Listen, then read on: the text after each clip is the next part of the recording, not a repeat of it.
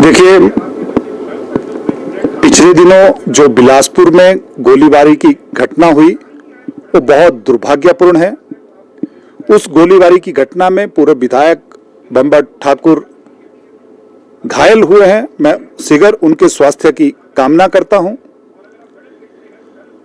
लेकिन यह भी कटु सत्य है कि बिलासपुर में 4 बार गोलीकांड हुआ, और जैसा आपने मेरे से पूछा कि वो मेरे नाम का जिक्र कर रहे हैं, तो 4 बार गोलीकांड हुआ और चारों बार बंबर ठाकुर का प्रत्यक्ष और अप्रत्यक्ष इन चारों घटनाओं में लिंक रहा। और लिंक ही नहीं रहा, जो घटना हुई, पिछली घटना जो हुई थी, उसमें उनका बेटा 2 महीने अरेस्ट रहा, अंदर रहा। और बिलासपुर पुलिस ने, तत्कालीन एसपी ने एक स्टेटमेंट जारी की और जिसमें कहा कि इस पूरी घटना का मास्टरमाइंड उनका बेटा है। इतना ही नहीं, जब हाईकोर्ट में स्टेटस रिपोर्ट पुलिस ने फाइल की थी, उसमें सारे घटना का वृत्तांत डिटेल में किया था। लेकिन मैंने तब भी कहा था और मैंने तब विधानसभा के अंदर भी कहा था कि उस पूरे मामले की वर्तमान प्रदेश सरकार लिपापोती कर रही है, क्योंकि यह सरकार का फेलियर था, यह इंटेलिजेंस का फेलियर था कि इतनी बड़ी घटना पिछली बिलासपुर में हुई थी। लेकिन उसकी लिपापोती करने के लिए जो सरकार थी, उनके नुमाइंदे इन सारी चीजों में इन्वॉल्व थे।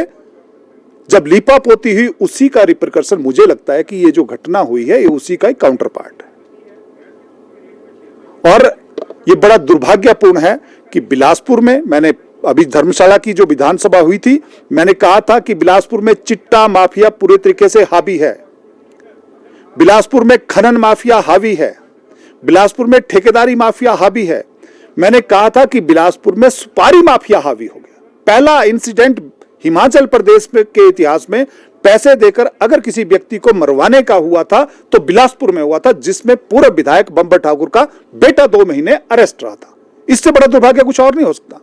तब मैंने कहा था कि सुपारी माफिया का अगर पहला कोई केस तो बिलासपुर में हुआ, इसलिए इसकी उच्च स्तरीय जांच होनी चाहिए, इसमें किसी को बख्शा नहीं जाना चाहिए। लेकिन प्रदेश सरकार की लिपापोती, प्रदेश सरकार का डुलमल रुपया, जो मेन अक्यूज थे उनको बचाने का काम इस सरकार ने किया था। मुझे लगता है अभी जांच एजेंसियां काम कर रही हैं, ये जो अभी इंसिडेंट हुआ है, जांच एजेंसियां काम कर रही हैं। जैसे जैसे जांच आगे बढ़ेगी, मेन शूटर अरेस्ट होंगे तो सारी परतें खुलेंगी। लेकिन कहीं ना कहीं ये सारा उसी का ही काउंटर अटैक तो नहीं है। इन सारी चीजों को डेप्थ में एनालाइज करना चाहिए। दुर्भाग्यपूर्ण है कि वर्तमान प्रदेश सरकार,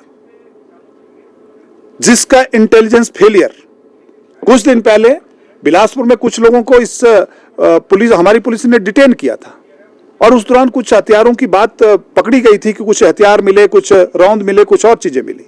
एक नहीं 2-3 लोग पकड़े गए और डिफरेंट डेट्स में पकड़े गए। लेकिन बावजूद उसके प्रदेश सरकार को अगर ऐसी छोटी मोटी भनक थी तो हमारा इंटेलिजेंस विंग क्या कर रहा था, हमारी सीआईडी क्या कर रही थी, प्रदेश सरकार कर क्या रही थी? अगर पहले पता था तो इन लोगों ने किया क्या? क्यों नहीं ये अरेस्ट हुए? क्योंकि प्रदेश सरकार जो है केवल अपने जो है इंटरनल मामले हैं उनमें लगी है। पुलिस हम लोगों की, जो बीजेपी के विधायक हैं, उनकी जांच कर रही है, उनकी सीआईडी कर रही है। पुलिस समोसे में उलझी है, पुलिस जंगली मुर्गे में उलझी है। तो आम जनता का क्या होगा? जो इंटेलिजेंस का काम इन ऐसी गतिविधियों के ऊपर नजर रखना है कि प्रदेश में लॉ एंड ऑर्डर की कोई स्थिति तो नहीं हो रही है, और मेरा जिला तो वैसे बॉर्डर जिला है। तो प्रदेश सरकार का ये जो लॉ एंड ऑर्डर के ऊपर पॉलिसी है, ये बिल्कुल टोटली धराशायी हो